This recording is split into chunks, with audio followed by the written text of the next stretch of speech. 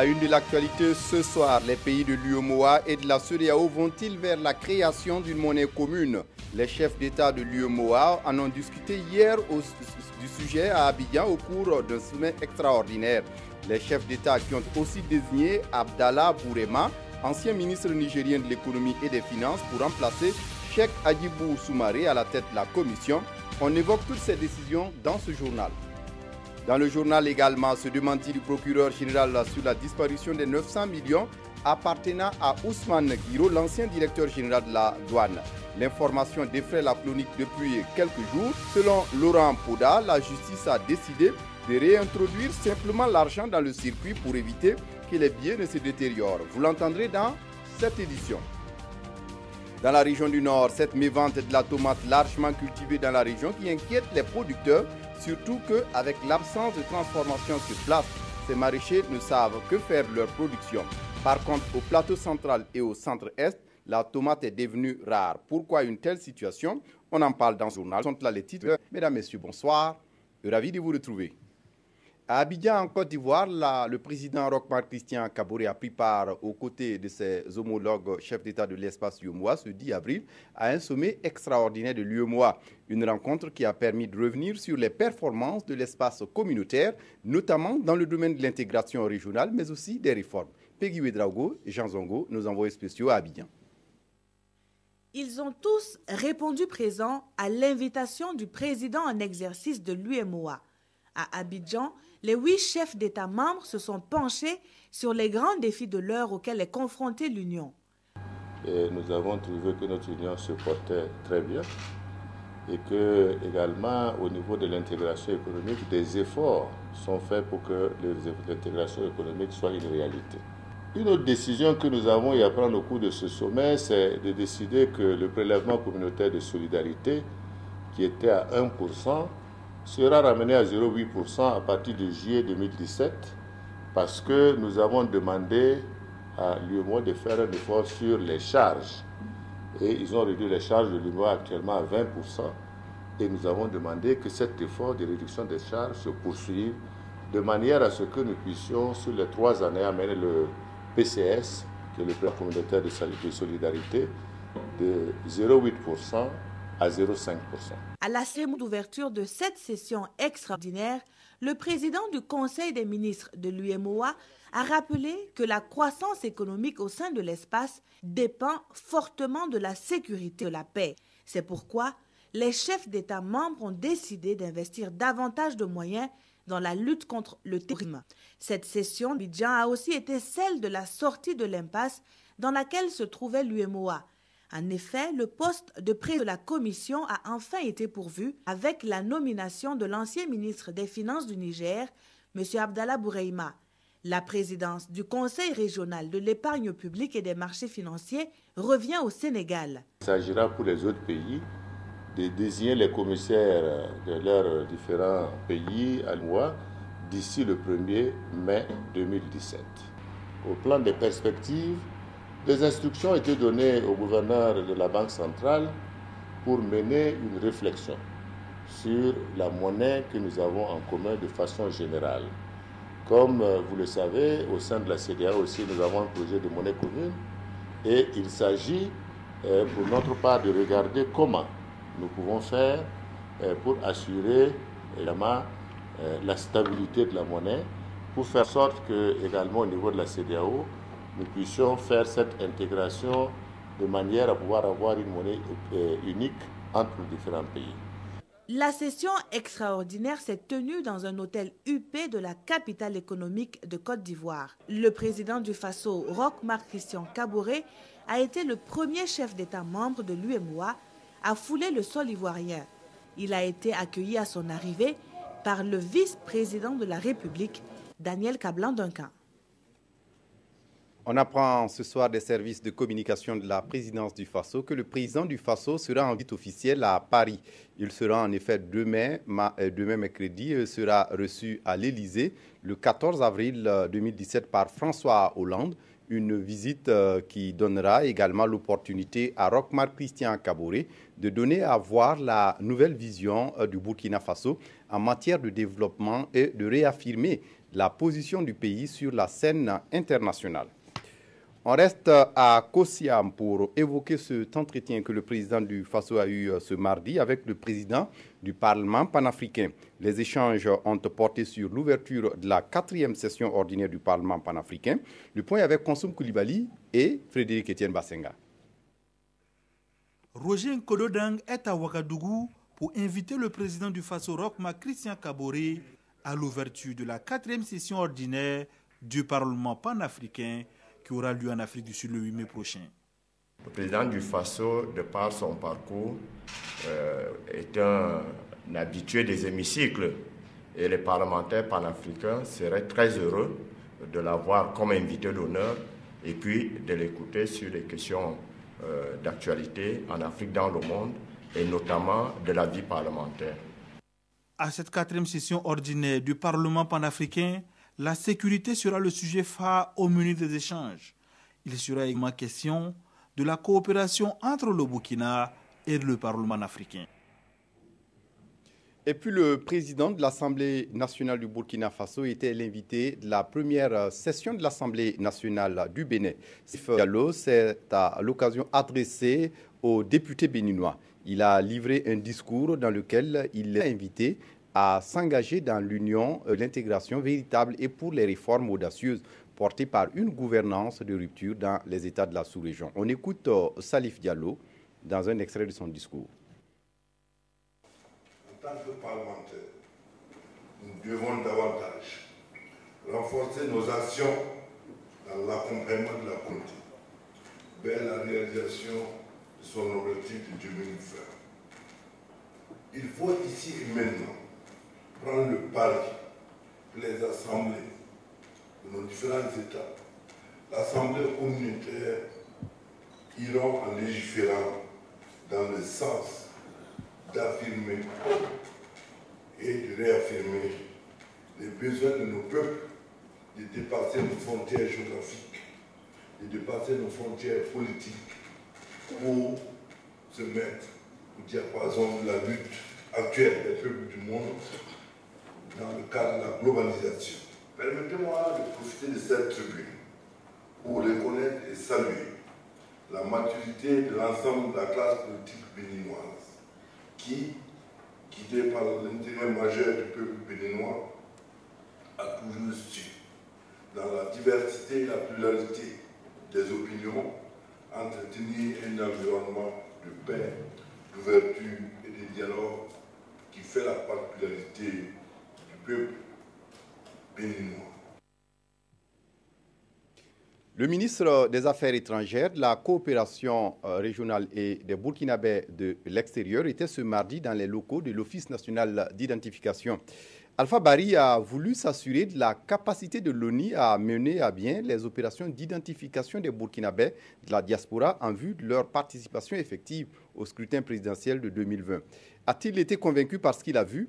Élément de réponse avec Vincent Tiendrebego. Le ministre des Affaires étrangères et la ministre déléguée chargée des Burkinabés de l'extérieur dans les locaux de l'ONU.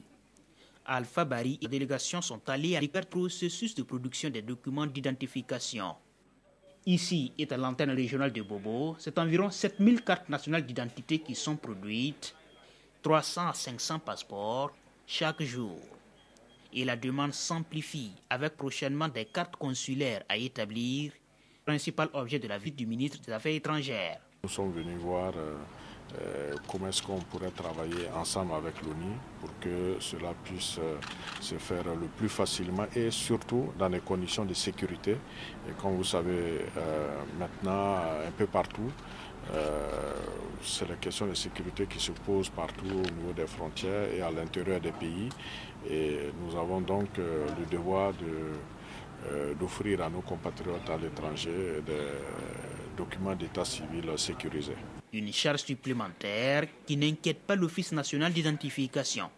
Aujourd'hui, il faut reconnaître que nous avions des ingénieurs au niveau de l'Office national d'identification qui n'attendent pas de faire de la gestion en réalité des tâches, mais qui sont passés de cette façon de faire à ce qu'on appelle au management orienté résultat. Donc, nous avons déjà la preuve, mais vous aussi, vous aviez déjà eu l'opportunité de vérifier cette preuve-là sur le terrain au niveau du Burkina Faso. Dans la perspective du premier vote des Burkinabés de l'extérieur en 2020, l'établissement de documents d'identification se présente comme l'un des défis à relever pour tenir cette promesse faite aux compatriotes vivant à l'étranger. Et l'ONU se dit disposé à jouer sa partition. De son côté, le ministre de la Sécurité était dans la région du Nord en ce début de semaine pour encourager non seulement les forces de défense et de sécurité, mais aussi les agents publics de santé et de l'éducation inquiets de la situation sécuritaire. Draman Dadian, Yacouba Gamene l'ont suivi compte rendu.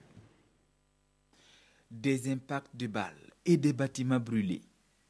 Face à ces exactions des terroristes dans la région du Sahel, d'importantes mesures de sécurité sont en cours pour renforcer l'existant. Le redéploiement du personnel et l'armement.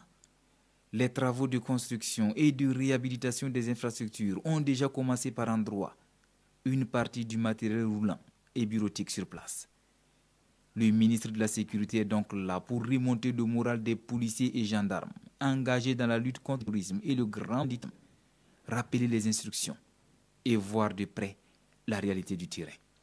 Je découvre, comme ceux qui me suivent, un certain nombre de choses qui permettent effectivement d'intégrer ça dans la recherche des moyens, des voies et moyens pour encourager les hommes que nous envoyons sur le terrain. Vous félicitez pour ce que vous faites ici, chaque jour que Dieu fait, des conditions extrêmement difficiles, ça se voit. Affectés par la menace terroriste dans le Sahel burkinabé, agents de santé et enseignants ont aussi reçu les encouragements du responsable de la sécurité. Déjà la présence du ministre, déjà même nous rassure beaucoup. Voilà, si le ministre au moins passe nous réconforter, déjà ça nous rassure beaucoup. On veut que cette sécurité puisse nous sécuriser, c'est ça surtout. Bon, à Arbinda ça va, mais les périphéries, là, des fois ça pose problème. Dans la quinzaine de localités visitées, les habitants ont été invités à surpasser leur peur et vaquer à leurs occupations, car l'État va assumer son devoir régalien de sécurité sur toute l'étendue du territoire national, rassure le ministre Simon Compaoré. Les policiers radiés, à la suite des mutineries de 2011, se font entendre de nouveau ce matin face à la presse. Ils exigent toute leur réintégration. Ils en appellent au président du Faso, car pour eux, environ 900 agents des forces de défense et de sécurité sont dans la rue et peuvent aider à la sécurisation du pays en proie à des attaques terroristes. Nathalie Sawadgo. Une fois de plus, les 136 policiers radiés en 2011 se font entendre. Représentés ici par leur chargé de communication, le chargé à la mobilisation, le porte-parole et quelques membres, ils ont tenu à dire leur mécontentement face au statu quo dans le traitement de leur dossier. Nous sommes allés voir le médiateur du Faso sur lui-même ses propres instructions. Nous avons vu le médiateur du Faso qui nous a fait comprendre effectivement qu'elle a remis, n'est-ce pas, une correspondance au ministre datant du 23 août. Ça fait pratiquement 8 mois aujourd'hui. Et cette correspondance, jusqu'à ce jour, n'a pas de réponse. Et nous disons au ministre, si vous mettez, comment dirais-je, 8 mois pour répondre à une correspondance, combien de temps est-ce que vous mettez pour répondre à une correspondance? Ils se disent par ailleurs indignés par des propos tenus par le ministre d'État en charge de la sécurité sur les antennes de Burkina Info le dimanche 2 avril dernier. Les 136 policiers radiés il y a 5 ans de cela espèrent cette fois-ci que leur message fera bouger les choses pour un dénouement heureux de leur situation. Dans l'actualité ce soir, cette question, où sont passés les 900 millions de francs CFA qui devraient revenir à Ousmane Guiro, l'ancien directeur général des douanes burkinabé, et qui étaient déposés au trésor public? Des informations font état de la disparition de l'argent, mais pour le procureur du Faso, Laurent Poda, l'argent ne s'est pas volatilisé. Selon lui, la justice a décidé de réintroduire les billets dans le circuit financier pour éviter qu'ils ne se détériorent. Cet après-midi, face à la presse, il s'est voulu plus explicite. Explication, Adama Guiti, Aboubakar Sayon. Le procureur général donne des explications sur les sommes d'argent saisies par la justice au cours de l'instruction du dossier Ousmane Guiro. Selon Laurent Poda, l'information postée sur la page Facebook du soir faisant état de la disparition de la somme de plus de 900 millions de francs CFA qui devrait revenir à l'ancien directeur général des douanes n'est pas exacte. Il soutient que les sommes d'argent saisies lors de ce procès et déposées au Trésor régional du centre ont été réintroduites dans les circuits financiers à la demande des conseils de l'État. Nous avons estimé que le lieu où sont entreposées ces sommes d'argent depuis 2011 peut, à long terme, être cause de détérioration de ces billets. Aussi, comme les billets même ne sont pas en cause et qu'il s'agit de biens fongibles dont l'équivalence pourra être représentée, j'ai, en tant que représentant de la société, pris la décision d'autoriser que ces sommes soient réintroduites dans le circuit financier et d'assumer cette décision plutôt que d'avoir à déplorer ou à regretter plus tard la détérioration de ces billets dont les conséquences seraient très graves. La mise en circulation de ces billets ne va-t-elle pas à l'encontre des règles qui veulent que l'on ne soustrait pas des biens mis sous scellé? Si les billets objets du scellé si c'était ça qui était en cause, si on avait discuté de ça et puis on dit c'est des faux billets, là, vous savez qu'il y a un intérêt à les garder. La Cour d'appel de Ouagadougou doit de nouveau juger le dossier Ousmane Guiro suite à l'arrêt numéro 015-2016 de la Cour de cassation. La date de ce nouveau procès n'est pas encore déterminée, mais selon Laurent Poda, le Trésor public, qui est le gardien de la totalité de la somme concernée, va la restituer à l'État ou à Ousmane Guiro en fonction du verdict final du procès. L'UPC a dénoncé courant semaine dernière l'augmentation du prix de loyer, d'espace et du meuble appartenant à la commune de Ouagadougou. Cet après-midi, le chef de file de l'opposition, par ailleurs président de l'UPC, s'est rendu sur le terrain pour témoigner, selon ses termes, son soutien aux commerçants. Des commerçants qui ne cachent pas leur désapprobation de la mesure. On fait le point avec Zoubaviel David Dabiré et Urbain Benito Somé. Zéphirin Diabré, ici au contact des commerçants des marchés et yards de Ouagadougou. Le chef de file de l'opposition politique n'est pas en ces lieux pour acheter, mais pour s'enquérir de l'état d'âme des commerçants après les délibérations du conseil municipal visant à augmenter le prix des boutiques et autres propriétés de la mairie. Sam Cabré est tenancier d'une boutique située sur l'avenue Charles de Gaulle depuis près de 20 ans. De 3 500 francs CFA par mois en 1999, il devrait désormais s'acquitter de la somme de 50 000 francs CFA pour la location mensuelle de sa boutique. Si le prix de la location passe à 50 000 francs, ce sera très difficile pour nous. Parce que même à 3 500 francs par mois, ce n'est pas toujours évident de pouvoir payer à temps. Madame Adjara Tougiré, elle, est tenancière d'un salon de coiffure au marché de Zogona depuis près de 10 ans. Son cas semble un peu plus complexe et les mesures annoncées n'augurent rien de bon pour ses affaires. C'est 2 000 francs de mois pour la mairie. C'est le bailleur aussi qui prend pour lui. Si on doit augmenter encore, parce que le bailleur va vouloir augmenter. Parce qu'on ne sait pas combien il va fixer le prix maintenant. Pour Zéphirin Diabré, ces mesures annoncées sont inopportunes au regard du contexte économique et l'opposition politique se veut solidaire des commerçants. On a des conseillers donc, qui sont au niveau de la mairie. J'imagine qu'ils vont continuer leur travail de plaidoyer, de discussion. Mais il est clair pour nous qu'on va leur dire de ne jamais s'associer à une décision qui aura pour conséquence, en tout cas, d'augmenter de cette manière les taxes au niveau donc, des commerçants de la ville. Sollicité pour livrer sa version sur ces augmentations qui ne semblent pas faire l'unanimité, le maire de la ville de Ouagadougou promet s'exprimer sur la question très prochainement. À Séguénéga, dans la province du Yatenga, les populations ne sont pas contentes des agréments qui vont causer la mise en eau du barrage de Guiti, prévu en juin prochain. Elles ont protesté ce lundi leur mécontentement du fait que cette mise en eau pourrait entraîner une déviation de la nationale numéro 15 qui relie Waiguya à Kaya en passant par Séguénéga. Allez, Alidou Sawadgo, sur place à Waiguya. Une ambiance inhabituelle ce lundi matin à Séguénéga, situé à environ 50 km de Waiguya. La cause de cette manifestation, la mise en eau du barrage de Guiti prévue en juin prochain. Pour ces manifestants, la mise en eau du barrage pourrait entraîner une déviation de la route nationale numéro 15 menant et partant de là un ralentissement économique de la commune et des villages riverains. Le barrage va engloutir la voie et sans voie, pas de développement. Et donc pour cela, nous demandons aux autorités locales et surtout du pays l'arrêt de la mise en eau du barrage de Guiti et surtout le maintien et l'aménagement de la route nationale numéro 15. Cette manifestation intervient après plusieurs échecs de négociations avec les autorités régionales, selon les manifestants.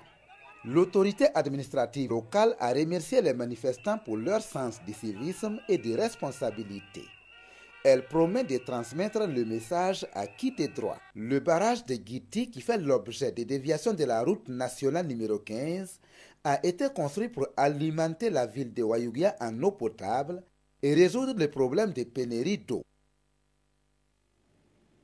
Toujours dans la région du Nord, on évoque cette mévente de la tomate largement cultivée dans la région. Une situation qui inquiète les producteurs, surtout qu'avec l'absence de transformation sur place, ces maraîchers ne savent que faire de leur production. Constat avec Ernest Kambiré. La tomate fait partie des principales spéculations dans les parcelles de production maraîchère. Cette année encore, les producteurs ont mis du cœur à l'ouvrage et la occupe plus de 1100 hectares dans les périmètres de production maraîchère de la région pour une production attendue de 32 650 tonnes. L'essentiel de cette production a été fait au niveau donc, des grands sites aussi comme le barrage de Touessé, communément appelé barrage Kanazoé au niveau du Passouré, mais aussi au niveau d'autres sites comme Tourou, comme Méré, comme Tiou, ainsi de suite. Le rendement moyen de la tomate au niveau de notre région tourne autour de 30 tonnes à l'hectare. Nous sommes ici dans les périmètres maraîchers de Gouinré-Waïgouya. Les parcelles de tomates présentent une bonne physionomie. Les rendements sont à la hauteur des attentes, mais en cette période de mûrissement du produit, les producteurs ont du mal à trouver le sommeil. Il faut vite vendre, mais difficile de trouver acquéreur. Et quand il y en a, le prix d'achat bord champ est au plus bas. Au début des récoltes, la calébacée peut coûter 750 francs. Avec la mévente, le prix de la calébacée peut revenir à 250 francs. C'est ce qui m'a découragé et j'ai abandonné ma parcelle de tomates que vous voyez. Nous sommes au site du barrage de Titao, pas au marché. Bon, pour vendre la tomate, les Ghanais viennent. S'ils ne viennent pas, la tomate va gâter. Bon, il vient accepter ce qu'il veut.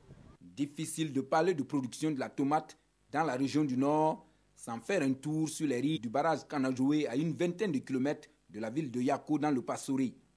Nous sommes ici au pays de la tomate. La tomate au niveau du Passouré est une filière en tout cas phare en matière de production maraîchère. La preuve en est que les prévisions sont autour de 218,5 hectares pour une production attendue de 4370 tonnes. Aruna Rabdo a beaucoup misé sur la tomate cette année. Mais au moment de la vente, il a dû faire face à une grande désillusion. Les principaux clients viennent du Ghana et l'achat se fait bord champ. La campagne de cette année a été très difficile. Souvent, on peine même à rembourser le crédit contracté pour les intrants. Ainsi va la tomate dans la région du Nord. Selon les statistiques, chaque année, ce sont 40 à 50% de la production qui sont perdues. Alors qu'il y a mévente dans la région du Nord, au plateau central et au centre-est, par contre, la tomate est des rares. Principale raison évoquée, le manque d'eau pour produire et l'installation d'une unité de transformation à Boussouma, dans le Boulgou. Constat avec Draman Dadian. Jour de marché de Moktedo dans la région du plateau central. Nous sommes fin mars et la tomate se fait rare sur l'étal de Dame Sawadogo, revendeuse de légumes. Il vous faut au moins 500 à 1000 francs CFA pour repartir avec un tas de ces tomates fraîches. De la tomate, on en trouve difficilement cette année. ce qui fait que c'est cher actuellement. Ce que vous voyez là, je l'ai acheté ce matin à 7500 francs. Ça ne remplit même pas la tine.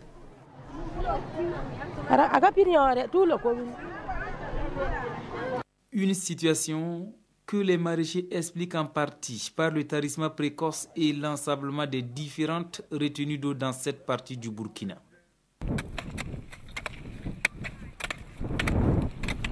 Autre localité, même réalité. Nous sommes cette fois sur les berges du fleuve Nakambe, dans la région du centre-est. Peu de tomates dans les jardins.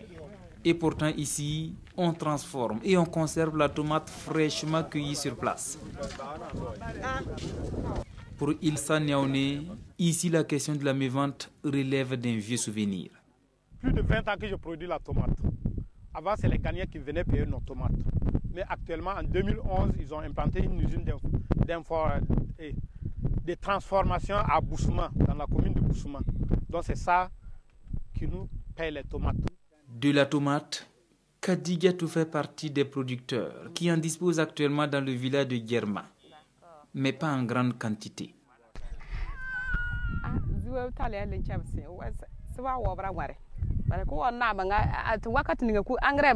On a semé en décembre, mais en plus du problème d'eau, il y a le fait que les pesticides et les intrants ne sont pas toujours à notre portée. C'est pourquoi nous produisons peu.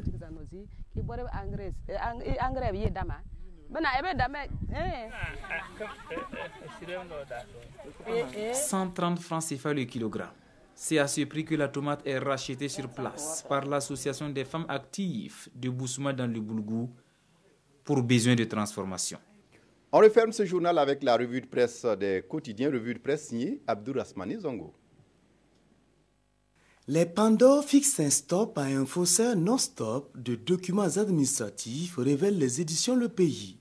Ce tristement célèbre faussaire, explique le journal, dispose incroyablement d'un arsenal de 130 cachets, toutes administrations confondues, pour la fabrication fallacieuse de certificats de nationalité, de certificats provisoires du baccalauréat et autres diplômes de l'enseignement général et technique, timbre communal, acte de mariage, de décès, la liste n'est pas exhaustive. Pour aujourd'hui au Faso, ce faussaire en tout document a été facilité, sinon aidé, par le fait qu'il soit lui-même imprimeur de son État, mais également qu'il fait carrière, parcourt les chemins de la contrefaçon depuis une dizaine d'années. Autre affaire à la une et qui convoque également le judiciaire, c'est la décision du parquet général de citer Blaise Compaoré et le gouvernement Luc Adolphe Thiaw ce 27 avril. Ils sont accusés d'État et l'Obs, de complicité d'homicide volontaire, coups et blessures volontaires, en lien avec le Conseil extraordinaire de ministres d'un certain mercredi 29 octobre 2014, et au cours duquel, poursuit le journal, ordre a été donné à l'armée de maintenir l'ordre avec l'usage d'armes à feu. Et la suite est connue, souvenons-nous. Si une certaine vérité est venue dans ce dossier élection, ce n'est pas le cas entre la Sonabel et la Brakina, qui s'accusent mutuellement de délestage. Lisez-en vous-même dans l'Observateur. C'est tout pour ce journal. Merci de votre attention. Très bonne suite de programmes sur la RTB. Au revoir.